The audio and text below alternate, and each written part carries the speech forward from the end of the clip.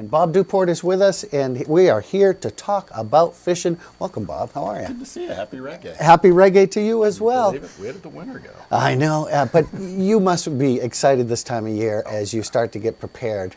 Yeah. What do you do to prepare yourself for the fishing expeditions that you offer? Well, we go out and, we book a lot of business. We do a lot of the fly fishing shows all around the East, everywhere from New York to New Jersey to Pennsylvania to all over the Northeast.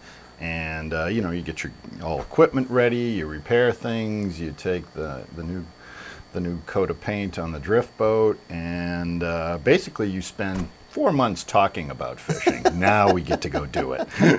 That's the good part. Now your website, westernmountainsflyfishing.com, that's your website, and that's where you can schedule a lot of these trips, and that's the first place to visit, right? Yeah, it's a quick overview of everything from our prices to what a trip would involve to about to be doing a little guide profile on the different, there's 4 of us guiding now through there, and so it's a good place to start. And you still have availability. We do. We Yeah. do. That's the beauty of having more guides involved. Right. A lot of our busier times, myself, I'm pretty booked up. But now we have great guides. We were just talking about it the other day. Between the 4 of us, we've got 120 years of fly fishing experience. Wow. So we ought to be able to fool a fish with all that, right? Bob, I got to ask you this. Have you ever been out and not caught a fish? I have on the Androscoggin River years ago. It was a donated trip to a wonderful couple. And just as we hit the water, they dialed the dam up about 6,000 CFS.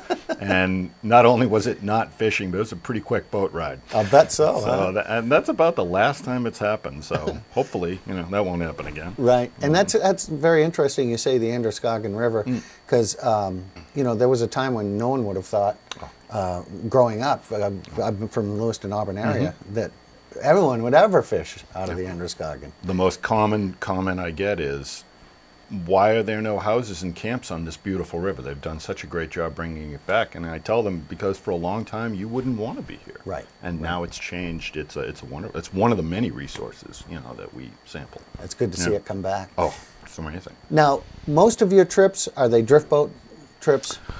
I'd say about 80%. I use the drift boat, as my other guides do, to integrate into our wading trips. We might use the drift boat as just a vehicle. To get across the river, to access some islands, to access a few key spots. There are other days we'll spend the whole day fishing out of it. But it's an integral part. A lot of our clients, fly fishing, we're making a big push to get younger people involved into it. So many folks that are kind of aging, it's that nice security blanket of some of these rivers are fairly tough to wade, and this makes it easier. That's why all my guides have drift boats or use drift boats. I own 2 myself. And for those that don't know what a drift boat is, maybe you can explain it. It was originated on the Mackenzie River out west, out in Oregon. It is a double-ended dory. If you're a Mainer, if you said dory, you'd have a picture in your head. And it's made to handle basically any type of water. Any type of water. It can handle white water of all types.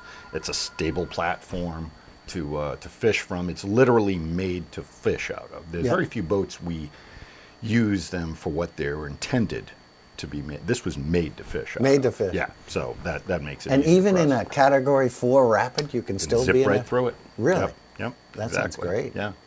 So some of the spots, your favorite spots, I'm sure that it varies from one trip to another, but what are some of the favorite spots that you take people, or favorite waterways that you take people? Well, a couple of different categories. We handle about a 2-hour radius of Carrabassett Valley, so we'll go down to the Androscoggin and we'll hit 3 or 4 different stretches of that. We'll go over to the Kennebec and we'll hit 2 or 3 different stretches of that river.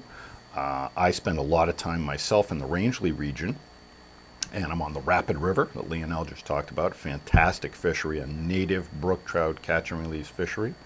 Also the Magalloway River and the Kennebago River. Those are kind of the big 3 over there in the Rangeley area. Blue Ribbon waters in the state of Maine.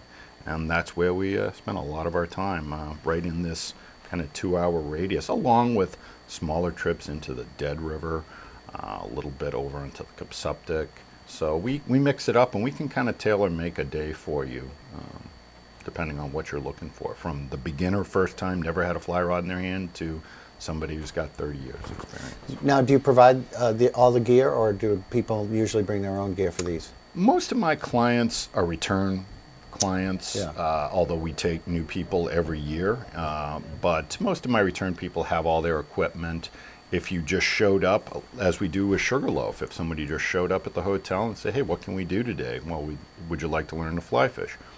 You can show up with just what you're wearing, and we'll have you outfitted. It's all part of the fee structure, and you can go right from there. So you could actually take someone, a newbie, and teach them the basics, and they'll be casting their rod with confidence by the end of the day? Absolutely.